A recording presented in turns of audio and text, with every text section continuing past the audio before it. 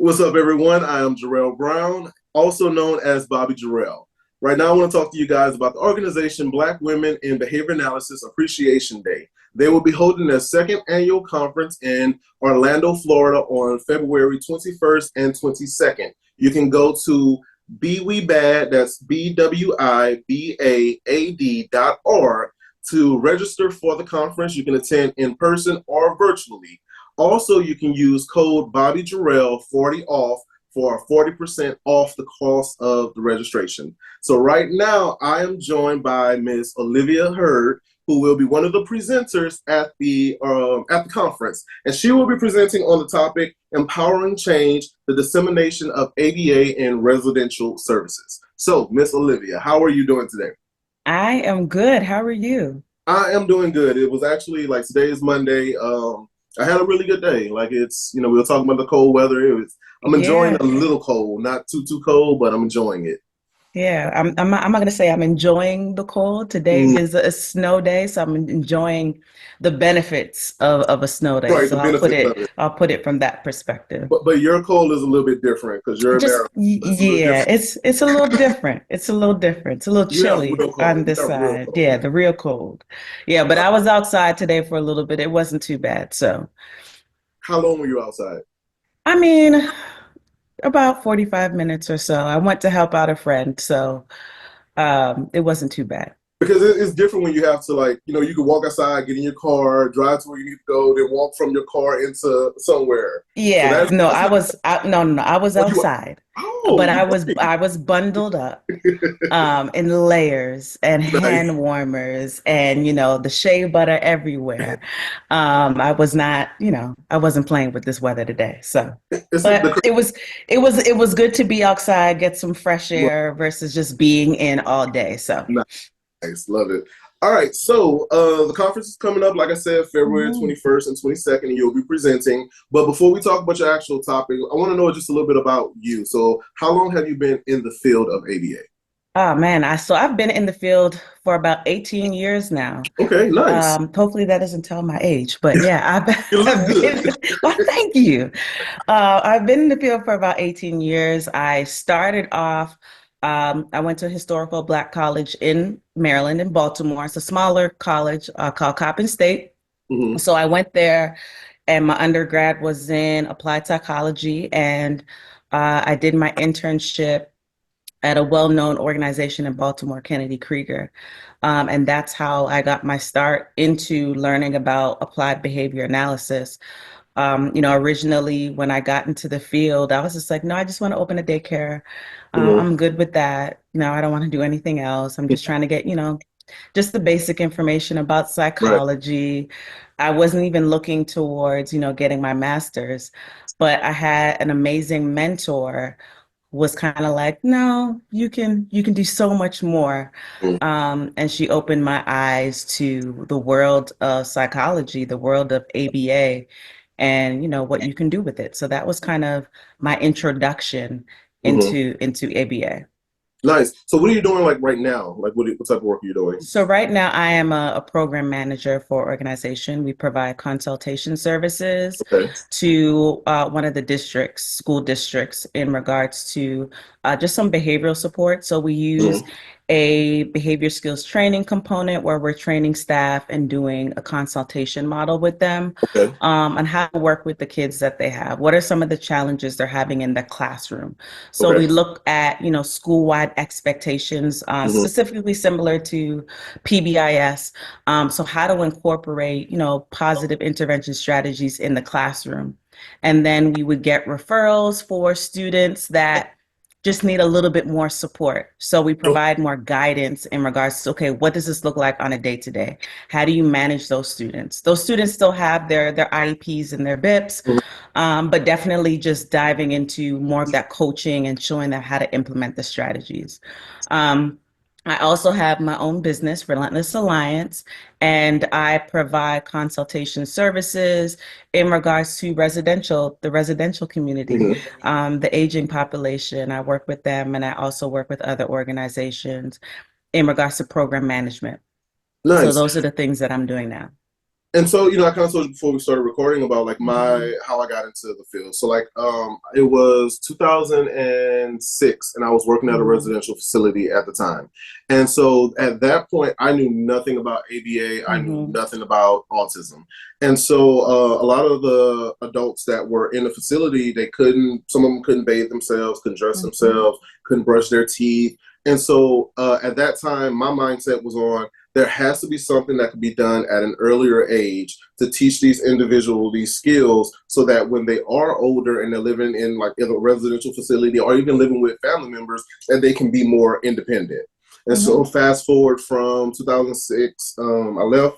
I went to the military and I was in the military for 4 years. And then when I got out, it was like 2012, and I had a cousin that was working at a ABA center, and Mhm. she was like, "You should come try it out. I think you will love it. Like, just come give it a chance." So, 2012, I started working in ABA and been in the field since. Um, Amazing. but like, it's crazy because like that whole idea of there has to be something that's done earlier. Yeah. So it's like, Yeah. do you find like the individuals that you work with that are in the residential facility, or are they like adults or like early adults, like 20s, or are they older? Because a lot of the individuals that I was working with, they were in their like 40s and 50s. hmm So with the residential program I work with, they have their group homes and then they have like their community. It's called Meaningful Day, their Meaningful Day program. Okay. So they go out into the community and they actually do different jobs and, life skills, things like that. Hmm. So depending on the group, the residential clients that I work with, their ages are from 55 and up. Okay. And then in regards to the community work that they do, that group is from 21 and up. Okay. So it's still that group that I'm working with. But one Hmm. of the things that you mentioned in regards to their skills, some of them don't know how to bathe themselves or just activities of daily living.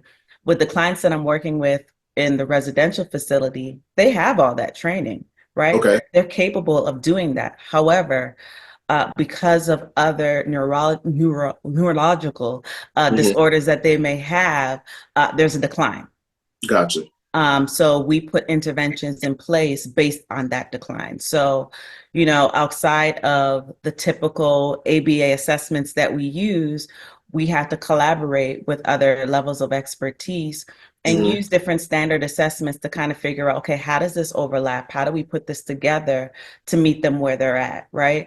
Um, with ABA, we have like the VV map and things like that to see, okay, where are they? Are they able to communicate? What are they manding for? What are they Right. tacting? That's great. But based on where they're at, based on just their other disabilities that they have and their decline, we have to determine based on their decline, what interventions can we actually use? And Mhm. as they decline, our interventions have to change, right? Right. Typically, we're trying to fade out of that process, which Hmm. is great. I always say we're working ourselves out of a job. Right. That's typically what the younger individuals want Right. to do. Right. But with the adults, it's like, no, we're moving in a lot more, Hmm. right? It's more prompting that we're doing instead of less prompting that we're Right. doing. So it's kind of the roles kind of reverse a little Right. bit when working with this population. So with these people, how involved would you say their families are? Because I worked at it was a center for individuals with Alzheimer's, and Mm-hmm. so they were there, and it's like there wasn't a lot of hands on. So like it sounds Right. like a lot of what you're saying right now is like could be used with that population as well, Absolutely. right? Um, Absolutely. So like, do you find it hard to kind of get I guess like the training and everything done with like staff, Mm-hmm. or are the families involved to where they can actually help with a lot of it? Because I feel like like in that situation, it sounds like there needs to be a lot of hands involved to make sure that they're following the treatment that's being put in place. Absolutely. So it's typically the staff that are more involved, and then the clients go home on weekends, but it's not every weekend. Okay. It's usually like around holidays or, things like that. But they're very involved in their programming, you know, their doctor's appointments. We take them to their doctor's appointments and all those things. So they're very involved in their care. But there are some clients where, this organization, they are their caregivers. Right. Um, their families have passed on already. They were Right. potentially the only child. So the organization has become, their caregiver. So, they have the rights to their care. So it Mhm. looks a little bit different for some of the families that they work with. And, sometimes we need to keep that in mind. It's not just, the client that we're working with. It's also the organization too. Mhm. They have become their guardian. So when we're putting interventions in place and we're also seeing a decline in their health, you have to consider the staff's ability to manage some of Right. those things. I'm at an age where my parents are getting older and, their health is not the best. So I'm more involved with their doctor's appointments. They're in Canada, so I try to Zoom and be Okay. there as much as possible. Mhm. But no one's prepared me, Right. for these types of things. So I think about the staff that I'm working with, and they're dealing with someone who has dementia and is starting to decline, and no one's really taught them what to expect, Right. right? And it's not that they're necessarily having a hard time implementing the interventions. It's they're seeing so much of a decline, they don't Mhm. necessarily know what to do. And it Right. Yeah. impacts the type of care that they're providing, but it also impacts them as well and their level of commitment to the job. So Right. there's these components that you have to consider when you're putting together programming for the client. It's not just that individual, it's for those that are also working with the client as well.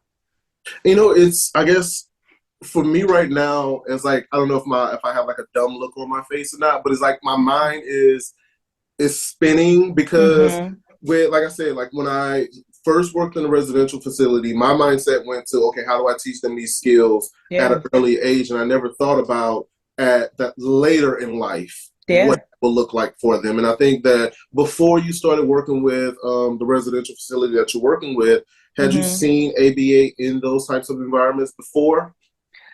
There's a couple of agencies in Maryland that do these type of services, but it was for uh, the ages like from 21 through 30, right? Okay. So they had services that way. They kind of aged out a little bit, and they Mhm. were doing just a lot of community stuff, not a lot of the residential, because the clients that I was seeing were still living at home. So Okay. families were, trying to keep them at home and create a space for them to be independent in the home that they're with their family. But there's some families where it's too much for them. So this was the first Yeah. seeing that, and I'm glad I've been given the opportunity, to work with them, with this population, and have amazing mentors as well, just guiding the staff and working with other specialties in regards to that support. Are you like a spiritual person? I am. So how does it affect you when, like, because when we're working with a population, like the elderly population, there's always that, whenever that time comes, right? Mm-hmm. So, like for me, when I worked at the Alzheimer's Center, there was one lady. We would sit down because at that time I was doing just like their activities type thing. Mm-hmm. So throughout the day, we would do like physical activities and mental activities and stuff. And there was one lady who would just sit down and she'd just be like, we'd be talking. She'd be like, "I'm ready to go." And I'm like, you can go. Don't do it while I'm here, but you can go. So it's like, I feel like with the younger kids, we get connected and get like an emotional attachment. But the hope is that, hey, once we've taught you these skills, you can go into the world and be great. But does it ever like impact you in a way that it's like overly emotional when you are working with these clients and one day you know that they're not going to be there, or if you've experienced one of those situations? I have experienced that. It was years ago where I had a client that I was seeing, and I remember going to the home, and they said, "Well, she passed away," Mm-hmm. and I was like, why didn't anybody tell me? Like I wouldn't have came to the home if, someone told me. And I went Right. back to the office to let them know. They're like, yeah, we found out. And I was like, okay, why didn't anybody tell me? I was so emotional in that moment because I was like, oh my God, how do I process this? No one processed with me Right. in regards to that. So years later, as I'm thinking about working with the clients that I work with and families, I always have that in the back of my mind in regards to that closure, in Mm-hmm. regards to if this intervention doesn't work or if they need to go to inpatient, Mhm. right? It's more extreme than what I can actually provide, but also making sure that I'm covered at the same time. Right. Beginning of my day, I'm always taking a moment to process with myself, right? It's a new Right. day. What my day is prepared for, uh, things that are beyond my control, it's beyond my control, Right. right? At the end of the day, I'm processing at the end of the day in regards to what went well, what didn't go well. I Hmm. find myself doing that with the staff as well, Right. right? There's certain things that are out of our control in regards to the level of dementia that the client may have. I'm always talking with the nursing staff or their doctors like, okay, what additional information can you give me so I can share it with the staff to get them in a place where they are, I don't want to say comfortable, but they're at a good place with understanding Hmm. um, life. Right. There's a beginning and there's an end, Hmm. right?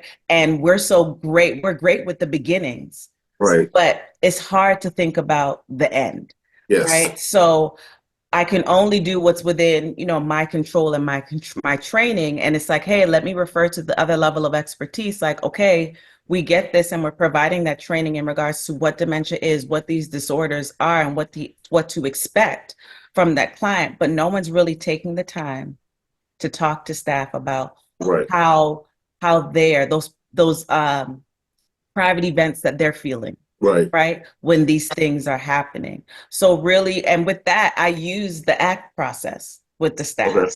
And I'll talk about that in the workshop and how I'm using that to help them process and the supports that they need to kind of process with that. Because there are times where, hey, that's beyond my level of expertise. Let me make sure I'm collaborating with the right person or the right people to get you that support that you need. Right. So right now, when it comes to like your presentation, what you're going to be talking about in the conference, Mm-hmm.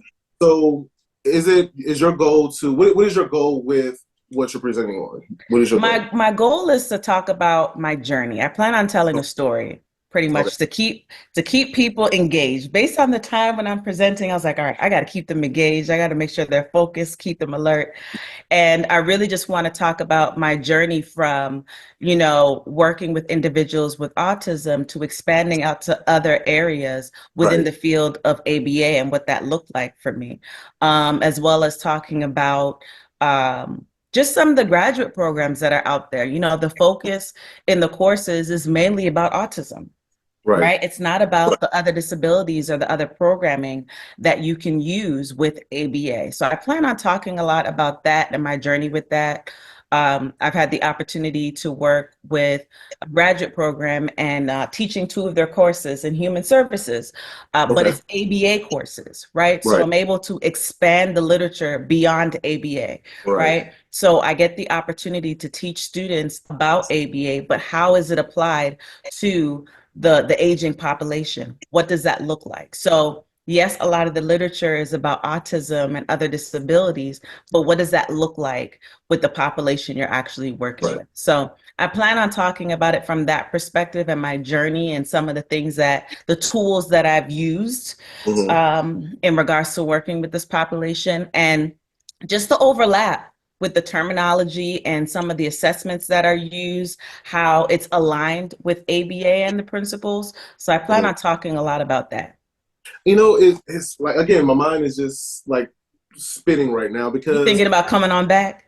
well, so the thing is, like for me, I guess, because like like I said, when we look at the population that we serve when it comes to like autism, and Mm-hmm. it's like so tunnel vision, and especially like because like I've been in the field since 2012. You say you've been in Mm-hmm. 18 years, Yeah. and before insurance, like we did more work with the young adults, so like Yeah. teenagers, early 20s, and so Mm-hmm. now that like insurance has taken over, it's like that age group has gotten smaller. So it's like Yeah. we're looking at that early childhood, and that's where a lot of when we look at these centers that are popping up is this early childhood intervention. And so we're Mm-hmm. looking at that like 3 to 8, 9 years old, and we're forgetting about a whole nother population. And it's like even Absolutely. with like what you're saying is like yes, there's the individuals with Alzheimer's and other disabilities that we're helping, but then like what about the elderly individuals with autism Right. that need services and things like that also. Hmm. So it's like it's kind of like I feel we're supposed to we're supposed to be like hyping up ABA, but at the same time, Right. right now I feel like sometimes are we doing a disservice to our clients, to our staff, Hmm. to our families because we aren't putting out more information like this to prepare Right. them. And this is the opportunity to do that, Right. right? um I think for me, just thinking back over the years, it's like, okay, I feel like I've worked with the kids, I've worked with the parents, I've had the experience to do the clinical inpatient, outpatient, in-home, school-based, but then I found myself navigating to that group of individuals where, okay, now what? Right. Right? Right. Where's the literature about the now what Right. population? And the literature is there, but it's not being taught as much as it should be. Right. Because if you think about just the different programs, a lot of it's being taught about, the clinic base or school Yeah. base. And there's not a lot being taught about the residential community, Right. and what that looks like. Yes, there's been a growth in regards to OBM, which is amazing, which is great. But in regards to that population where insurance is no longer funding, Right. right? You have to find other ways or grants and supports to provide services for these individuals. So it's really being creative and tapping into those resources and connecting with the right organization to say, hey, here's a way that you can provide these supports. That's kind of like the gap that they're Mm-hmm. missing. This is what we can provide. So with because like you work with a specific residential facility Mm-hmm. or different ones. Just a specific residential facility. So with them, are you the one that's going in and providing the training to the staff, or do you have a team of people that work with you? I train the staff to train the direct staff. Okay. So And their background is all human services. It's not even ABA, okay. right? So they have the training that I'm giving them. Right. One of the things that I've trained them to do is really taking a look at what's being presented, because I'm always asking for the data, right? I Right. say, I need the data. I need the data. I hear what you're saying, but I need to see the data. Mm-hmm. And one of the things they were able to identify is, oh, the staff are not collecting the data correctly, right? So they were able to fix that. And then I was getting them to do observations and be very specific for, okay, this is what I need you to look for. This Mm-hmm. is what I need you to look for. I need you to go to the job sites. I need you to do these things. And when they came back, the conversation changed completely, Right. right? I got them to see things from a behavioral perspective, Right. not from a human perspective, Mm-hmm. right? So they were giving me their opinions, like, oh, they're anxious, they're depressed. Based Mm-hmm. on what? What does that look like, Right. right? What Is it measurable? describe exactly what does that look like? So getting them to see things from a different perspective changed how the plans were written, changed how they met with staff and Right. talked about how things are being implemented. It changed the structure of how they had their team meetings to focus on different things. So it's not just the behavioral component, but it's also the medical component that they need to focus on as well. So it's a team effort, and training the staff has been amazing because they're not coming from a behavioral world. They're coming from a human service Mm-hmm. environment, right? So teaching them, it's like just fresh kids just learning about ABA, and it's like, oh, this is amazing. Right. So I definitely enjoy working with them. And I think like that's the great thing about the conference. So with Mm-hmm. BWIBAAD, BWIBAAD.org, go there, make sure y'all register for the conference because like having conversations like this, I think that more people need to know that the different avenues that ABA can be used in. Yeah. Like for me, I did a certification course for life coaching.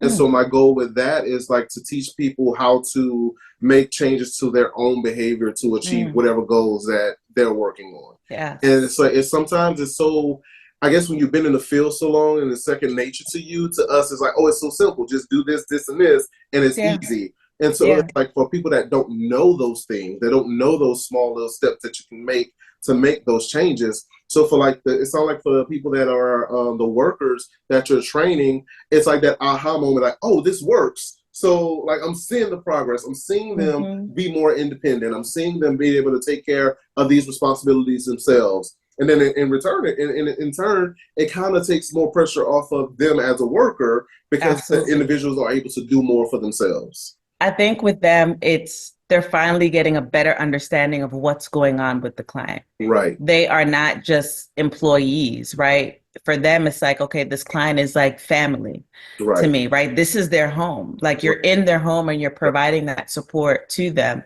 It's giving them a better understanding of why certain behaviors are happening, Right. and how to approach things with compassion, right? Right. How to acknowledge assent with the clients, how to acknowledge when they're saying, I can't do it right now, and being okay with that, right? So just changing their mindset I'm glad that they're open to the shift, Right. and learning about new things. And it's not just, for the clients, but it's also for them too, because they're realizing, hey, I have family members who are getting older. Like this is not just benefiting me on my job, but it's also benefiting me and my personal family as well. So Right. Absolutely. So let me ask you this. Do you think that when it comes to school and the coursework that's out there right now, do you think there'll ever be a shift in how future BCBAs and future BCABAs and even other professions, how they're taught in applying ABA? Because again, like you said, my professor, who was great, he was an amazing guy, he had never worked in a clinic before. And I want to say out of like 20 people in my cohort, I'll say 18 of us were in the center. And so it's like, it's okay, you can teach me ABA and like the principles and all of that, but it's not being applied to whatever settings. And so it's like, it's very not generalized, it's very, what's the word I'm looking for? It's very focused on this population.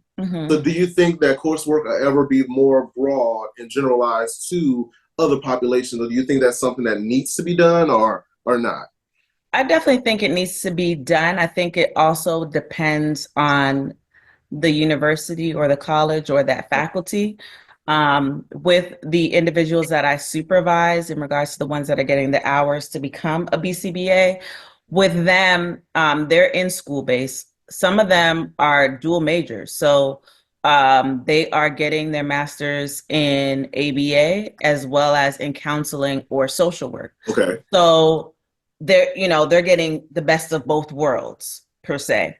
But with them, it's like, yes, you're school based, but you need clinic training as well, right? So you need clinic, you need it in home. So they're getting those experiences.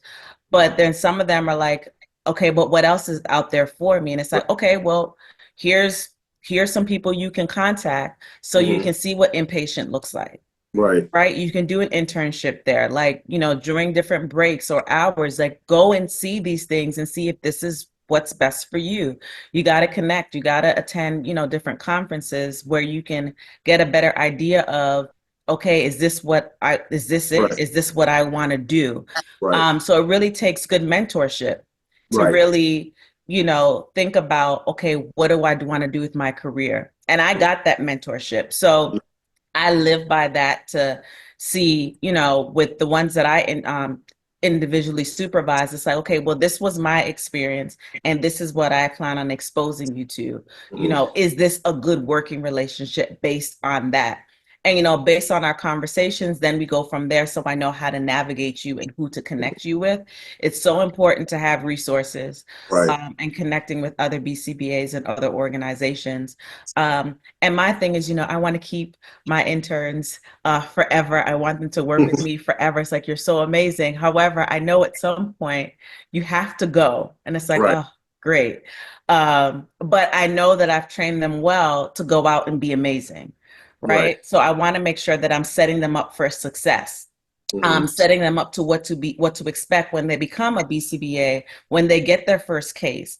And they're not like, okay, I got my first case, what do I do? No, you know what to do. I've trained you on what to do. A lot of times, a lot of people that have their BCBA, their first year, it's like, okay, I got it. Now what? Right. What do I do with it? And they get a full caseload. They take these jobs and it's like, oh my God, I'm ready to quit. This is too much because you've been operating as an RBT all this time. Right. No one's told you how to write a plan. Right. No one's really told you how to make your own graph. Right. And I'm big on that. If anybody knows I am big on that data.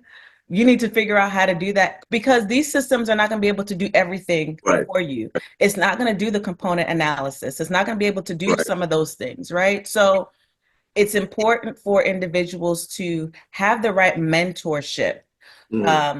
Outside of the organizations that they work with too, right? Because keep in Yes. mind, some organizations are grooming you to stay with that organization. Yes, absolutely. Where with me, I'm grooming you, yes, to stay with the organization. However, I'm also preparing you to do what you want to do, either Right. to this organization or somewhere else. What Right. does that look like? So I think it's important for us as BCBAs to really think about if you're going into academics and teaching, what do you plan on teaching these students, right? It's not just about the individuals with autism. There's organizations that need OBM, right? Right. They have some master's programs that are just OBM, right? There's some programs you have the ABA in education, right? I'm looking towards making an ABA program for human services. What does that look like, right? We really got to think about how to disseminate this information to everything. ABA for businesses, right?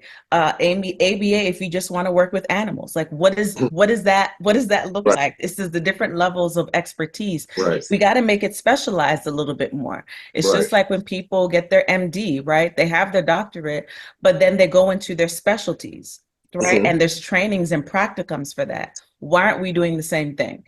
Right. Right? Why aren't we doing the same thing? And I think we need to really think about that.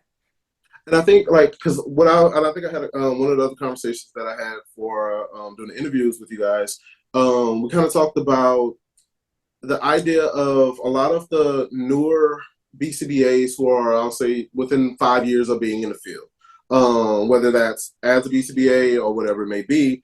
But the way insurance is right now is very early childhood. So a lot of them that are coming into the field, that's all they know. Yeah. And so for me, like I said, working in a residential facility, I saw a need for it in that environment. Working in the Alzheimer's center, I saw a need for it. I've worked with adults. I've worked with adolescents. And so it's like even now when I'm programming for my 4 or 5-year-old, I'm saying, okay, this is at 5 years old. What skills do they need that'll benefit them at 10, at 15, at 20 years old? Yes. But the thing is, I feel like I can contribute that to my mentorship that I've had with some of the mentors that I've had in the past, but it's just also my experience. Yes. And if you don't have that well-rounded experience, then it's like your vision is very limited on what you can and can't do. Absolutely. One of the things that like I talked to my some of the interns at the center that I'm at right now, which I've been sending the videos to them, so hopefully they don't get upset if I'm talking about them too much. But coming in, it was, okay, here we're going through a treatment report, right? And it's like, okay, work on a treatment report. I'm gonna give you feedback. I'm gonna make sure you're doing it right, all of that. And I realized I made a mistake because I assumed that they knew because some of them were there before I got there. And so it's like literally me taking a step back and saying, okay, I don't want to assume because what I realize is a lot of people, you don't know what you don't know. And then a lot of people are afraid to say what they don't know. Right. And so with the interns now, I want them to understand if you're going to go out into the world and whatever you decide to do after you leave this center, or if I leave and go somewhere, whatever it may be, I don't want y'all going to nowhere and telling nobody, oh, Jarrell was my supervisor. Right. Like, if you don't tell nobody that if you ain't doing stuff right. So it wasn't like, me. That means I need to change my behavior and make sure that I'm training you the way that's going to set you up for success. Absolutely. And so like that was literally like what I literally had to start doing was I went from the top of the treatment report and we're working our way down. Let's work on this section of it. Once I know that you know how to do this section correctly, we're moving on down to the next section. Once you know how to do that, then we're going to work on down our way down. And once I get through a whole one, now I'm going to give you more responsibility on working on parts of it by yourself. Absolutely. That's a great way of doing it. But it's like, I guess it's hard because everyone doesn't have that, like, for as like leaders, they don't all have that mindset of let me set Mm-hmm. people up for success. Not And my everyone is a leader. preach. Not everyone is a leader. And that's Um, sad. That to me, that's sad. yeah, and not well, not everyone has been trained to prepare themselves for leadership, Right. Right. right? Where some people have. Some people say it's in you, it's in you. It's like, Right. okay, great. But at the same time, the things that you were saying with your interns, Mm-hmm. it's just like when you have a new client, right? And you have to build a rapport. Right. It's the Right. same thing with your interns. You have Right. to build that relationship Right. so that they're able to be open and honest with you about, okay, what they know versus what they Mm-hmm. don't know, Mm-hmm. right? Where they're not afraid to tell you, okay, I don't know that. If you don't Right. know, you don't know. For Right. me, if one of my interns are asking me something, I'm going to be like, honestly, I don't remember this. It's been Mm. years. Right. Let me get back to you. Right. It's okay. Right. And I think as BCBAs, we have to be honest with ourselves. Right. I do not know that white book back and forth. Absolutely not. Mine right here. Right. I gotta review things over and over again, just so it's fresh on my brain. Right. Right? Because when I'm working with different clients, these programs are very individualized. Some Right. things I'll remember, be like, ooh, I know I remember seeing an article about that. I need to go back and find that article. Some of them are just ingrained, just like, I was Right. raised Yeah. in the church, right? I'm a PK, Mm-hmm. right? There's certain scriptures and, things that I know. There's certain songs that just come up Mm-hmm. in my mind, like, yes, I needed that reminder. Right. It's the same thing with ABA for me. It's like, ooh, I remember reading an article about that. So I know what to reference. Right. When it comes to the book, I'm like, I'm not going to remember the chapters. Absolutely. I go straight to the journal articles. What is the research that's being done? Right. And I definitely make sure that I'm always hitting the books. So I'm giving my interns and the families what's the Mm-hmm. most recent research that's being done. Right. I'm not going to stick to something that was written in 1968. Mm-hmm. Right? We're not using phones from 1968. Right. Right. Right? Technology has improved over the Right. years. So we got to think about that with our programming and our interns. We have to create a safe space for Right. them to feel like, okay, I can talk to you about what I know versus what I don't know. So Right.